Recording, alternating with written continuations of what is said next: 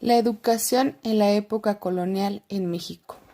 Como sabemos, el régimen colonial se da a partir de la conquista de nuestro territorio.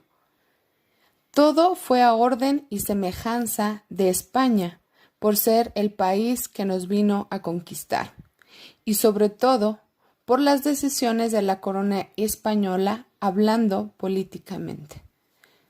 Su economía de la Nueva España se basaba en la minería, en la agricultura, la ganadería, industria y el comercio. Gracias a estas nuevas actividades económicas, se consideró la educación basada en el aprendizaje de un oficio. El virrey tomaba las decisiones de todo índole en la Nueva España. Era la figura máxima que se contaba en el territorio en aquella época. El virrey decidía qué personas podían aprender un oficio y quiénes no. La sociedad estaba dividida por jerarquías. Los primeros eran los españoles peninsulares, es decir, aquellos que provenían directamente de la península ibérica. Después estaban los criollos, que eran hijos de españoles que nacían en la Nueva España. Después se encontraban los mestizos. Los mestizos eran hijos de un español con un indígena. Después, todos los indígenas y por último, los esclavos. Los esclavos no tenían derecho a ningún tipo de educación. La educación popular indígena se basaba en la religión católica, donde se implementaron varias formas de convertirlos a la religión. El adoctrinamiento se encargaba de evangelizar a los indígenas para que recibieran una educación de acuerdo a su estatus social. La educación rural en la Nueva España se da con el surgimiento de colegios que marcaron la división educativa en dos partes. Una donde los hijos de los conquistadores recibían educación, es decir, los españoles peninsulares y los criollos. La otra parte eran los hijos de los conquistados, es decir, mestizos e indígenas. En 1536 se funda el Colegio de Tlatelolco, donde se impartían las clases a los nobles prehispánicos. Tlatelolco también formó a los primeros religiosos indígenas. En 1538 se funda el Colegio de la Caridad.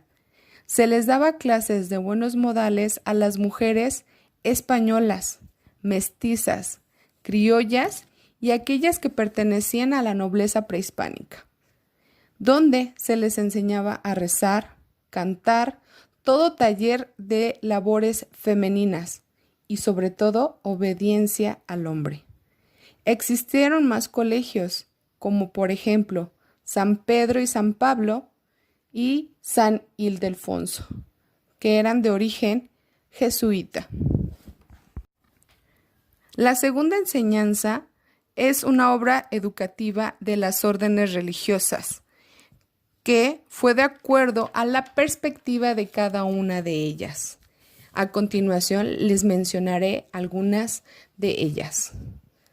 Primero vamos con los franciscanos. Los franciscanos fueron muy humanistas, es decir, se ponían en el lugar del otro. Enseñaban con señas la religión católica.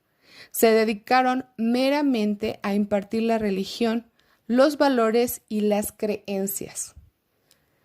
Los segundos son los dominicos. Los dominicos fueron una orden sádica a la hora de sus métodos de enseñanza. Es decir, ejercían el castigo y la fuerza violenta hacia los indígenas para enseñarles la religión. Los agustinos se dedicaron a enseñar el castellano y oficios. No solo se centraban en la religión, sino que en que los pobladores aprendieran un oficio para poder tener un sustento económico. Los más importantes de la época son los jesuitas. pues ellos se encargaron no solo de la religión, sino que impartieron conocimientos de las ciencias de la época. Fueron los que más colegios construyeron. Por ese motivo, por enseñar de más a los indígenas, es que fueron expulsados de nuestro territorio. La enseñanza superior en la época colonial se vio marcada por un personaje muy peculiar que todos conocemos como Sor Juana Inés de la Cruz. Juana Inés Ramírez de Asbaje y Ramírez de Santillana se enfrentó a la exclusión de las mujeres a la educación más allá del ser una buena esposa. Nació aproximadamente el 12 de noviembre de 1651 y era de origen criollo. No se tienen datos específicos sobre su fecha de nacimiento, por eso dije que aproximadamente era el 12 de noviembre. Desde siempre manifestó curiosidad intelectual e independencia de pensamiento, a lo que las mujeres deberían de acatarse en aquella época. A los 5 años se enseñó a leer y a escribir. Se aventura a aprender más cosas y decidió vestirse de hombre para poder ir a la escuela como la gente normal. En el transcurso se percató que la única forma viable de aprender era dedicándose a la religión. A los 14 años se convirtió en dama de honor de la esposa de un virrey. En 1667 ingresó a un convento de las Carmelitas Descalzas de México, de origen jesuita, pero no pudo continuar por cuestiones de salud. En 1669 ingresó a la Orden de San Jerónimo, donde realizó los votos perpetuos y permaneció el resto de su vida. Muere en 1695, víctima de tifus, una enfermedad epidémica de la época. Compuso obras musicales y escribió una extensa obra de poesías y de teatro. Realizó experimentos científicos, aprendió varios idiomas, destacando el latín. Sor Juana, luchadora que erradicó la desigualdad con la educación y la escritura, desafió los privilegios de los hombres y se convirtió en una de las escritoras más prolíferas del siglo XVII. Hasta aquí el tema del día de hoy. Nos vemos el próximo sábado con más historia de la educación en México. Gracias.